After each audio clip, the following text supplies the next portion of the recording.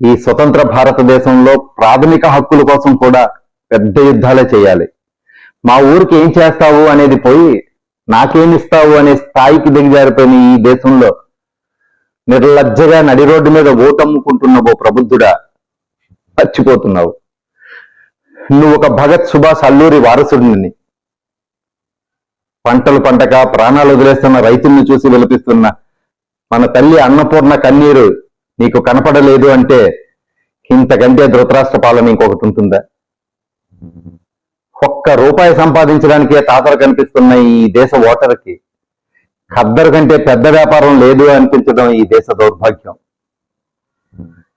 కులం, మతం, భగవంతుడు అనే బలహీనతలతో ఆడుకుంటున్న ఈ వ్యవస్థని ప్రశ్నించే నైతికత కోల్పోయిన ఓ పట్టభద్రుడా, నీ నిజాయితీని నమ్ముకోకు. పురావస్తు తవ్వకాల్లో నిన్నటి తరాల తప్పుల్ని తవ్వి తీయకు. చరిత్రను తవ్వితే నీ ఉనికికే ప్రమాదం. అయినా ఏ చరిత్ర చూస్తే ఏమున్నది గొప్పతనం? అంతా కరిమింగిన వెలగపండే కదా, హుల్లుక్కే. రేపటి తరానికి బాసటగా నీ మేధస్సును కాగడాగా వెలిగించు. ఆ తెల్లవాడితో పోరాడడానికి కులం, మతం, భగవంతుడు ఏ అడ్డు రాలేదు. అందుకే మన ఇంట్లో వీరులు పుట్టారు.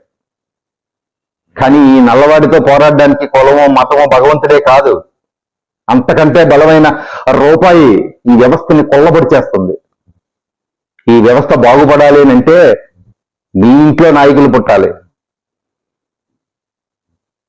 త్యాగాలకు వాళ్ళు పోటీ పడాలి. త్యాగం చేయడం అంటే ప్రాణాలు ఇవ్వాల్సిన అవసరం లేదు. స్పందించే గుణం, ప్రశ్నించే తత్వం ఉంటే చాలు. ఒక్క గొంతుతో కాదు, కొన్ని వేల గొంతులతో చలి చీమల చేత చిక్కి చావది సుమతి.